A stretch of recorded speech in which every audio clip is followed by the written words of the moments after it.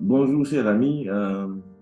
J'espère que tu vas très bien. Toi qui vraiment veux voir une grande association nationale de médecins chrétiens, médecins de dentistes chrétiens dans ton association, dans ton pays, un désir fou que tu as dans le cœur de voir des médecins se rassembler, partager des choses ensemble, s'édifier, s'encourager, devenir une source de bénédiction autour de tu en as marre de voir que autour de toi, dans ton pays, dans ta nation, il n'y a pas d'impact des médecins chrétiens, il n'y a pas d'impact des praticiens chrétiens, euh, et que tu es là, au fond de ton cœur, il y a ça.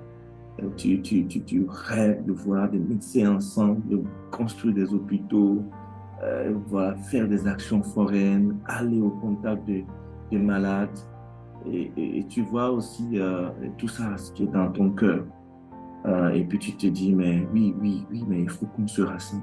Alors c'est à toi que je donne ce message encore. Dans ce capsule, je veux parler du défi d'être pionnier. C'est en tant que médecin et d'être pionnier d'une association nationale. C'est vraiment un défi.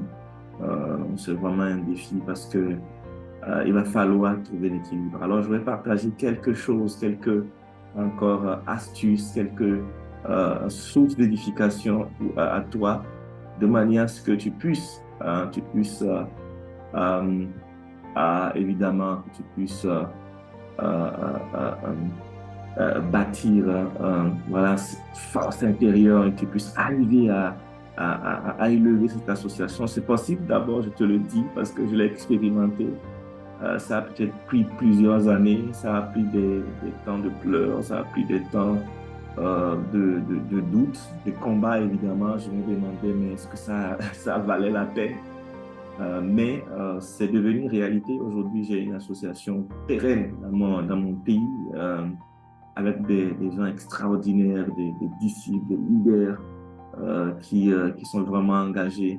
Euh, et puis, voilà, et même ceux qui ne sont pas aujourd'hui dans notre association nationale, mais beaucoup ont été impactés. Beaucoup ne sont pas restés avec nous, mais ils ont gardé hein, vraiment cette marque du médecin chrétien. Et ça, c'est vraiment une grande joie.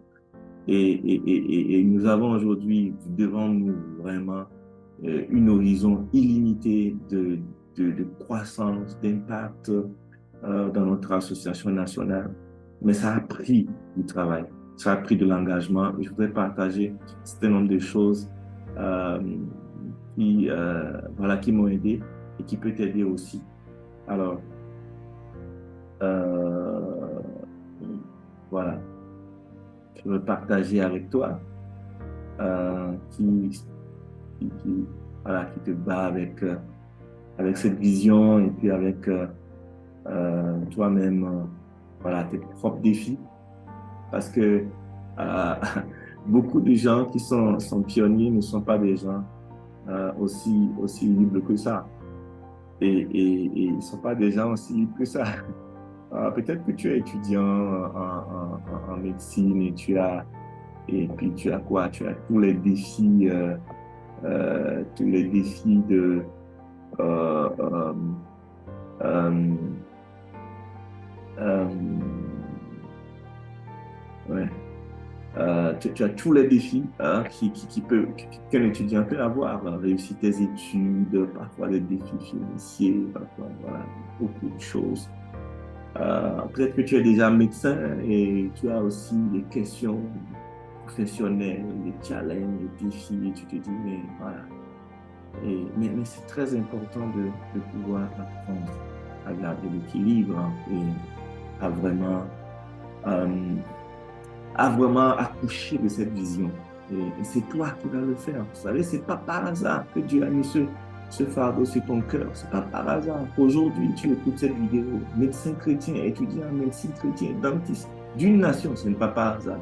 C'est parce que Dieu veut que tu te lèves et que tu te lèves. Soit que tu te joignes à quelque chose qui a commencé chez toi pour apporter ton énergie ou que tu commences ou que tu sois encouragé parce que tu as déjà commencé quelque chose et que c'est pas facile. Alors, voilà quelques points que je voudrais partager avec toi. Et la première des choses que tu dois savoir vraiment, c'est que euh, la construction de notre vie ne devrait pas arrêter la construction de notre association. Moi, j'appelle ça mouvement parce que ça donne plus une idée voilà, plus une idée de quelque chose qui avance. On peut aussi appeler ça une communion fraternelle, mais vraiment un mouvement, quelque chose qui avance. Ça ne doit pas arrêter. Ça ne doit pas arrêter. La construction de notre mouvement national aussi ne doit pas arrêter notre construction personnelle. Nous avons besoin de finir nos études, de nous spécialiser, d'aller de l'avant. Euh, mais comme c'est dit dans le livre de AG 1, 2 à 8, mais est-ce que c'est le moment de se construire des maisons? Est-ce que c'est le moment d'abandonner le temple? Quand nous mettons Dieu en premier, Dieu agit pour nous. Dieu intervient dans nos études. Dieu intervient dans nos vies professionnelles. Dieu ouvre des portes. Quand nous le mettons, lui et sa maison, en premier. Mais comment y arriver? La chose qui m'a aidé, bien aimé pionnier, la chose qui m'a aidé, c'est le fait que j'ai appris à passer du temps avec Dieu. C'est le fait que j'ai développé cette habitude-là de ne pas sortir de ma chambre, de ne pas sortir de ma chambre sans passer un temps de qualité avec Dieu. Et qu'est-ce que j'appelle un temps de qualité? C'est vraiment un temps d'intimité avec Dieu. Un temps d'intimité avec Dieu. Et ce temps-là est pour moi une source d'inspiration, une source d'énergie, de force, d'encouragement quand je suis découragé, mais surtout aussi une source de direction quand je ne sais pas où aller, quoi faire. Et Éphésiens 6, le verset 10 nous dit, puisez votre force dans le Seigneur. Hein. Dit, c'est en lui que vous trouverez votre énergie. Au reste, devenez des chrétiens forts en, en développant une communion avec Dieu. Et c'est dans cette communion-là que vous trouverez votre énergie. Et ça, c'est la version parole vivante que vous pouvez lire. C'est très important, bien aimé. Un pionnier sans temps avec Dieu, c'est un pionnier sans force, sans inspiration, sans direction. C'est un pionnier qui va faire beaucoup d'erreurs. C'est un pionnier qui va faire beaucoup d'erreurs. Un pionnier qui va se perdre, qui va perdre de l'énergie, perdre du temps. Et au finish, sera vraiment déçu. Alors, c'est quoi je mets dans un temps de qualité? C'est d'abord un temps dans la parole de Dieu. Josué 1:8 nous dit que ce livre de la loi ne s'éloigne pas de ta bouche. Médite-le jour et nuit afin d'agir conformément selon ce qui est écrit, car c'est alors que tu réussiras. C'est alors que tu auras du succès dans ton entreprise. C'est alors que tu réussiras. La méditation de la parole de Dieu est quelque chose de fondamental pour le pionnier.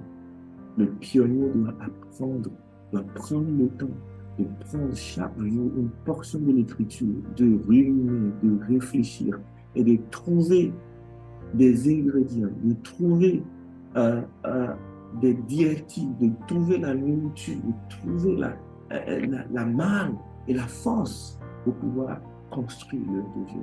Et tu as besoin, bien-aimé, mon bien-aimé, de passer du temps dans la parole de Dieu. Bien-aimé, ma première école de leadership, vous savez, ce que ça a été, c'est le livre de Néhémie. J'ai pris le temps de méditer Néhémie et j'ai pris le temps de l'appliquer. Je n'ai pas reçu de cours de leader en ce temps-là, mais juste l'appliquer m'a permis de lever un mouvement. Juste l'appliquer.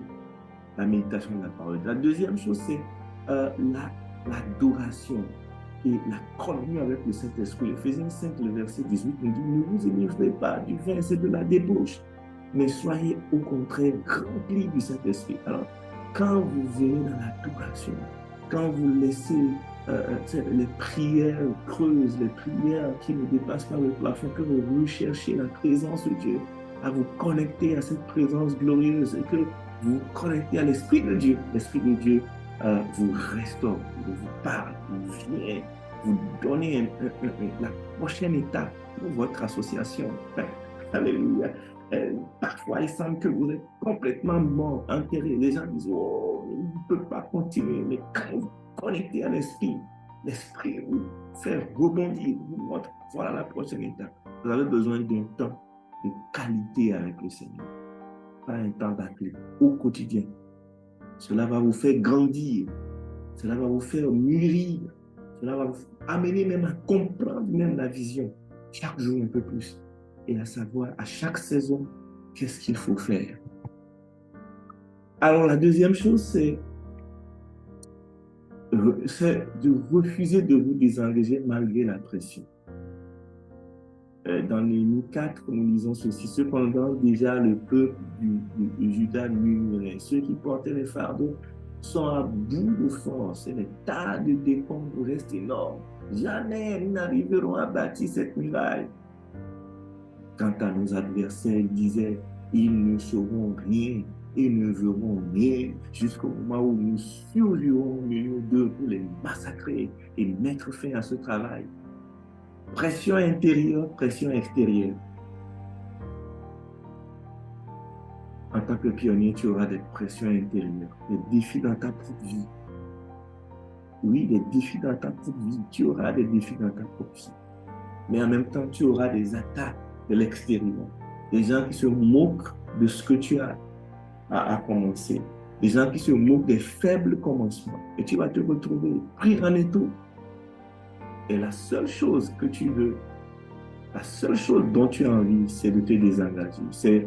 En fait, c'est de mettre cette histoire d'association en stand-by pour pouvoir d'abord prendre soin de toi-même. Parce que, voilà, tu as envie de tout lâcher. Mais ne le fais pas. Ne le fais pas. Ne le fais pas. Néhémie a encouragé le peuple. Battez-vous pour vous-même, pour vous, votre famille, pour vous, que tu dois te battre. Tu dois te lever et te battre. Parce que cette nation a besoin de cette association. Les chrétiens, les étudiants et les chrétiens ont besoin de toi pour voir la gloire de Dieu. Restez engagé. Ça, c'est le pionnier. Le pionnier est courageux. Le pionnier est déterminé. Le pionnier est persévérant. Le pionnier plante. Dans le désert, il attend que Dieu arrose. Le pionnier continue par poser les pas. Même si c'est difficile, il continue. Même, je me souviens que j'appelais des réunions et les gens me disaient oui, à la dernière minute, les gens se désengageaient. Je me retrouvais avec des chaises vides. Et vous saviez en ce moment ce que je faisais? Je priais, je prophétisais sur ces chaises. Vous dites ces chaises, un jour les gens s'en seront. Je verrai des hommes, des femmes, médecins, dentistes. Bon, médecins, bon, il n'y avait pas d'école de dentisterie dans mon pays en ce moment, mais des médecins qui vont s'asseoir. Et ça, c'est devenu réalité plusieurs années après. Nous avons besoin de persévérer. Nous avons besoin de ne pas écouter notre corps, écouter nos émotions, écouter tout ce que... Le pionnier n'écoute pas ses émotions. L'apôtre Paul disait à Timothée, il y a des bons soldats de Jésus-Christ, prends comme moi ta part de souffrance. Une souffrance dont les pionniers sont l'objet. Une souffrance de l'accouchement, une souffrance de l'enfantement. Hein? Et ça, c'est normal. C'est normal. Celui qui s'engage dans une expédition militaire ne s'embarrasse pas des affaires de la vie civile afin de donner pleine satisfaction à l'officier. Il l'a enrôlé. On n'a jamais vu un athlète remporter le prix sans avoir respecté toutes les règles. Et c'est au cultivateur qui sème, ça j'ajoute, sème de voir en premier les récoltes. Bien-aimés soldats de Jésus-Christ, Dieu t'appelle pour construire cette association-là. Ne baisse pas les bras. Ne sois pas trop sensible. Ne sois pas trop fragile. Trouve ta force dans le Seigneur et tiens bon comme un soldat de Jésus-Christ. Mais surtout, va au rythme de Jésus, hein, au rythme du Seigneur. Ne sois pas pressé de voir des grandes choses. Il dit, car moi, je connais les projets que j'ai conçus en votre faveur. Un, déclare le Seigneur, ce sont des projets de paix et non de malheur afin de vous assurer un avenir plein d'espérance. Alléluia. Ça, c'est ta vie. Dieu a un plan pour ta vie. Ne sois pas pressé. Beaucoup de gens sont pressés en tant que pionniers. Ils délaissent l'œuvre parce qu'ils veulent ceci. Il faut d'abord, il faut que j'ai ceci, il faut que je me spécialise, il faut que je fasse ceci. Mes camarades ont fini, les gens sont partis. Écoutez, prenez votre temps. Sacrifiez certaines ambitions pour cette saison et focalisez-vous sur ce ministère. Parce que Dieu va vous bénir. J'ai vu la bénédiction de l'Éternel dans ma vie parce que je me suis sacrifié. À une saison de ma vie, je me suis consacré à ce ministère. Et j'ai vu Dieu agir. Il a un plan pour toi. Il a un plan pour cette organisation. Bien-aimé, tu dois le savoir. Mais tu dois planifier ton temps. Tu ne dois pas rester comme ça parce que pour être équilibré, il va falloir planifier ton temps. Il faut planifier ton plan de carrière en intégrant ton engagement. Moi, je vais bâtir une association. Et ça fait partie de mon plan de carrière. Ça fait partie de mon plan de mariage. Ça fait partie de mon plan de vie. C'est très important. Si vous n'intégrez pas ça, vous allez abandonner. Et beaucoup ont commencé, beaucoup ont essayé des choses aujourd'hui. Mais dans leur nation aujourd'hui, ils sont au fond de moi. Parce qu'ils n'ont pas intégré ça. Il faut avoir un plan stratégique pour votre association, tenant compte de votre aussi croissance professionnelle. Donc, il faut l'équilibre. Alors, il faut une bonne gestion de ton temps. Que laisser, que garder. Pas de distraction. Rester focalisé. Vous savez, les pionniers tu ne peux pas être pionnier dans la construction de ton association nationale et être aussi engagé à temps, en GBU, à ceci, à cela, engagé dans ci, engagé à l'église, engagé dans la chorale. Mais tu vas te fatiguer, tu vas t'épuiser, tu ne seras pas efficace. Arrivé à ce moment, il faut faire comme Jésus. Quand Jésus, dans Marc 1,35, quand il est allé dans la présence de Dieu, il est sorti, les disciples sont venus, mais tu étais où? Mais tous te cherchent. Il venait de faire une campagne d'évangélisation avec des guérisons. Il voulait que Jésus retourne là-bas. Il dit non, je ne suis pas sorti pour ça, je suis sorti pour autre chose. Bien aimé, à chaque saison, Dieu veut vous confier une mission. Dieu ne veut pas vous confier 10 missions à chaque saison. Il sait que vous ne pouvez pas. Alors, vous avez besoin de voir dans cette saison-là, si vous voulez être pionnier de cette association, si vous voulez voir à des grandes choses, comme moi je le vois aujourd'hui, acceptez de mettre à l'écart beaucoup de choses. Moi, à l'université, j'ai mis à l'écart beaucoup de choses. Certains qui pensent, oh, le frère, il a rétrogradé, le frère n'est pas ceci, le frère. Tous ceux qui voulaient me voir dans les choses étaient déçus. Mais moi, j'étais focalisé, focus. Et j'ai eu ce que le Seigneur avait planifié. Vous avez besoin de planifier votre temps, de ne pas gaspiller votre temps, de ne pas être là, babiller avec des gens. Vous avez besoin de pouvoir organiser votre temps dans la prière pour pouvoir être efficace. Alors, je vais vous dire quelque chose aussi, chers pionniers. Arrêtez de chercher votre appel. Arrêtez de chercher votre appel. Parce qu'il y a certains qui disent, oh, moi, je fais ça en attendant, je prie le Seigneur, je ne sais pas ce que le Seigneur va me dire, voilà, peut-être, voilà. Et ils définissent tout, souvent, par rapport à leur carrière professionnelle, peut-être je vais me spécialiser, je vais devoir partir et tout ça. Donc, finalement, quoi? Le travail de pionnier pour toi comme un hobby, comme quelque chose qu'on fait comme ça? Non! Dieu t'a exposé à cette vision.